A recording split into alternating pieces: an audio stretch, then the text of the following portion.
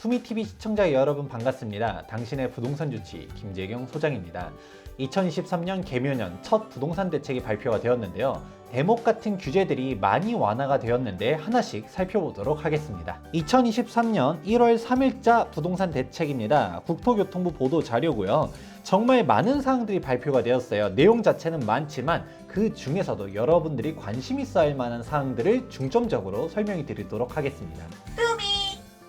주택시장 안정과 주거약자 복지 구현 이렇게 발표가 되어 있는데요. 이 중에서도 시장 변화에 부응하는 부동산 시장 정상화 대표적인 것 중 하나는 투기걸 지구라든지 조정대상 지역 그리고 분양가 상한제 지역들을 대폭적으로 해제하도록 하겠다라고 나와 있습니다. 다음으로는 분양권에 대한 규제들을 대폭 완화하게 되었는데요. 하나씩 살펴보도록 하자면 분양권에 대한 전매 제한 기간을 갖다가 개선하도록 하겠다. 수도권은 최대 10년 전매 금지를 3년으로 그리고 비수도권은 최대 4년을 1년으로 완화하게 되고요. 그리고 실거주 요건 같은 경우도 기존에 분양가 상한제 지역 같은 경우는 2년에서 최대 5년의 실거주 의무가 있었습니다. 이 부분을 폐지하도록 하겠다라고 발표를 하였고요.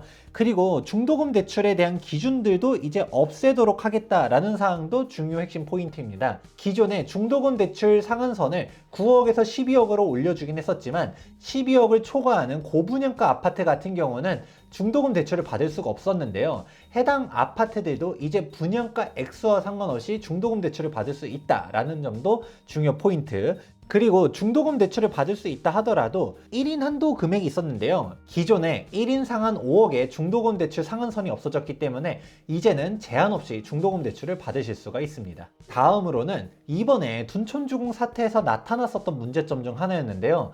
특별 공급을 받을 수 있는 기준 자체가 상한선이 9억이었습니다. 투룸밖에 안 되는 39제곱미터, 49제곱미터만 특별 공급을 넣을 수가 있었고 실질적으로 여러분들이 원하는 59제곱미터라든가 84제곱미터 같은 경우는 특별 공급이 전무했었는데요. 이런 문제점을 개선하기 위해서 9억 원 기준을 폐지하겠다. 즉 분양가와 관계없이 모든 주택에서 특별 공급을 할 수 있도록 변경하겠다라고 발표를 하였습니다. 마지막으로 1주택자도 청약을 넣을 수가 있었는데요. 다만 종전주택 처분 조건이 있었습니다. 그런데 이런 처분 조건 의무도 폐지를 하도록 하겠다라고 발표를 하였고요. 그리고 무순위 청약의 경우도 유주택자가 신청할 수 있도록 변경해 주겠다라고 발표를 하였습니다. 사실상 분양권 규제를 대폭적으로 완화하였다라고 볼 수가 있고요.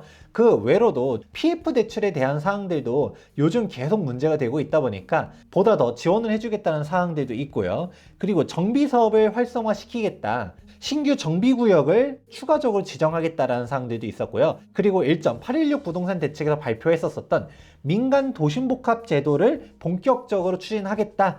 즉 2023년도 하반기에 도심복합법을 만들도록 하겠다라는 사항들도 있었습니다. 그리고 소규모 주택 정비 사업도 보다 활성화시키겠다는 사항도 포함되어 있습니다.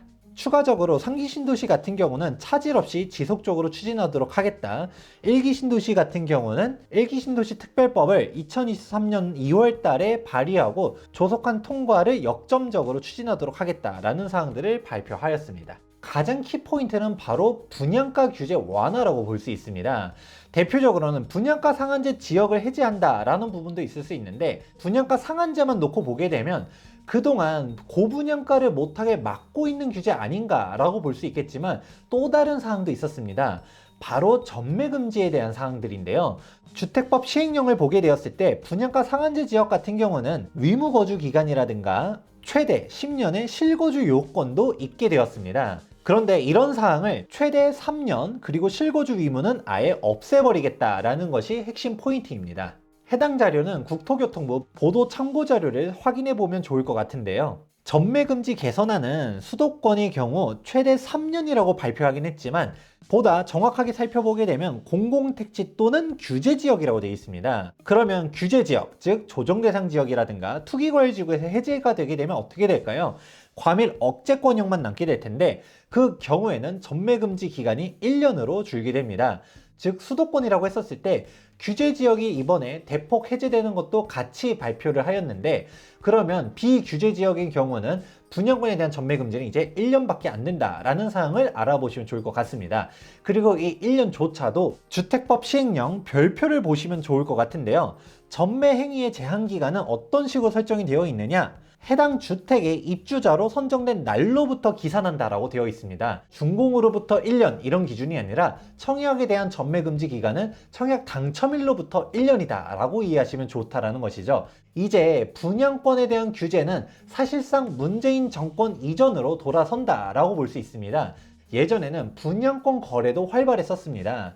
분양권 당첨되자마자 다음날부터 거래를 하는 사람들도 있었었고요. 그리고 규제가 6개월, 1년 이렇게 생기기 시작하면 전매금지 이후로는 준공 전에도 분양권 거래를 활발하게 했었었는데, 최근 12일 부동산 대책에서 분양권에 대한 양도소득세도 1년 미만 45%, 1년을 넘어가게 되면 일반 세율로 적용해 주겠다고 발표하지 않았습니까? 분양권 투자 시장이 다시 열렸다라고 볼 수가 있습니다. 이렇게 분양권에 대한 대폭적인 규제 완화를 왜 줬을까요?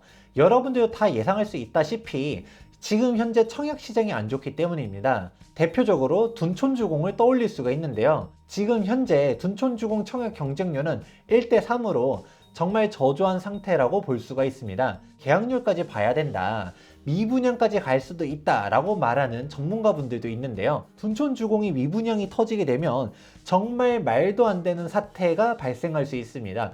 그렇다 보니까 둔촌주공 미분양만은 막아야 된다라는 공감대가 형성됐다고 볼 수 있습니다. 그동안 청약 시장이 과열됐을 때 설정한 규제들을 대폭적으로 풀었다라고 볼 수 있는 것이죠.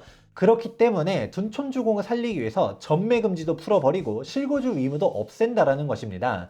그러면 해당 전매금지, 실거주 의무 언제부터 적용이 되느냐? 앞으로 계약하는 분양권뿐만 아니라 기존에 분양 계약을 체결한 물건들조차도 소급해서 적용이 된다라는 사항을 알아두시면 좋을 것 같습니다. 그리고 오늘이죠. 2023년 1월 3일자로 주거정책심의위원회 결과가 있었습니다.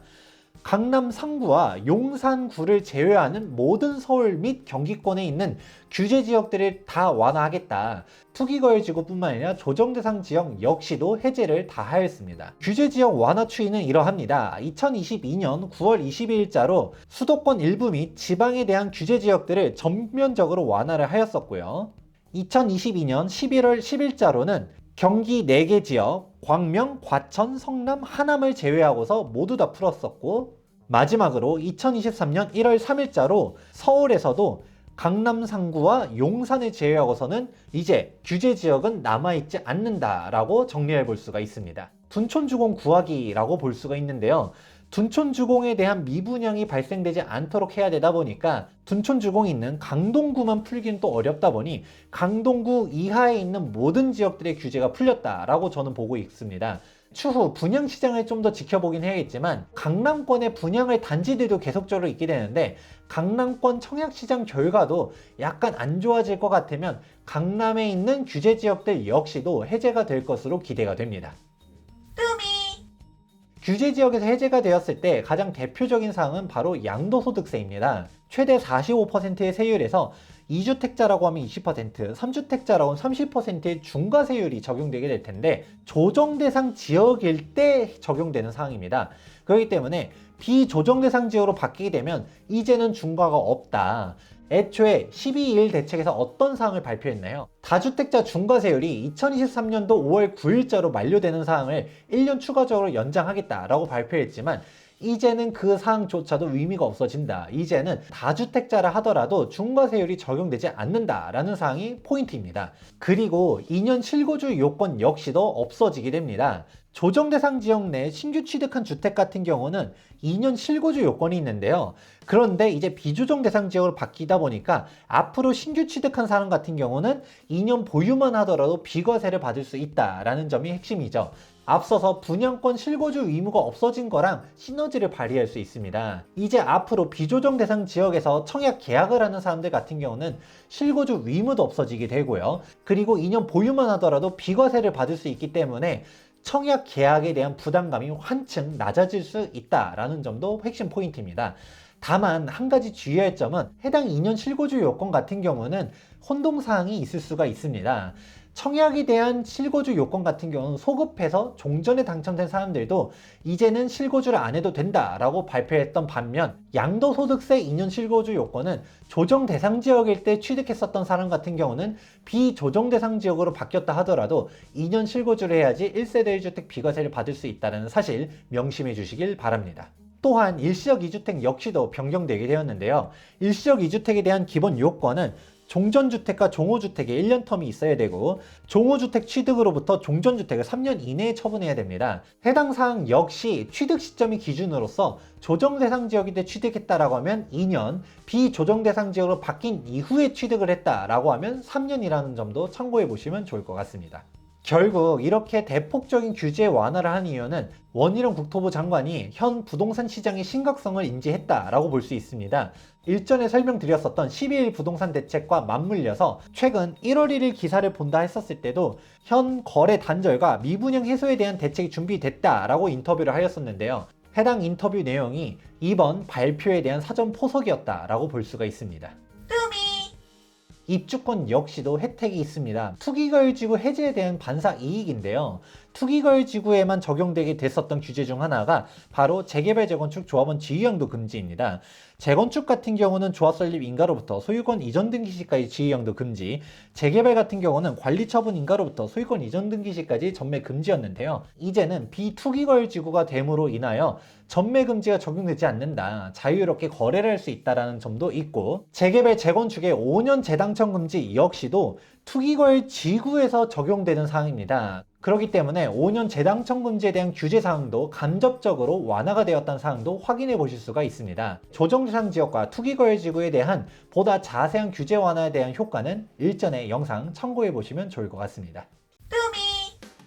2023년 1월 3일 새해 첫 부동산 대책에 대해서 설명해 드렸는데요. 정말 많은 부동산 규제 완화 사항이 발표가 되었습니다. 경색된 부동산 시장 사항을 보다 완화해 주길 기대해 보면서 앞으로도 부동산에 대한 신속하고 정확한 정보 전달 약속해 드리면서 도움되셨다면 좋아요와 구독하기 눌러주시기 바랍니다. 지금까지 부동산 주치 김재경 소장이었습니다. 감사합니다.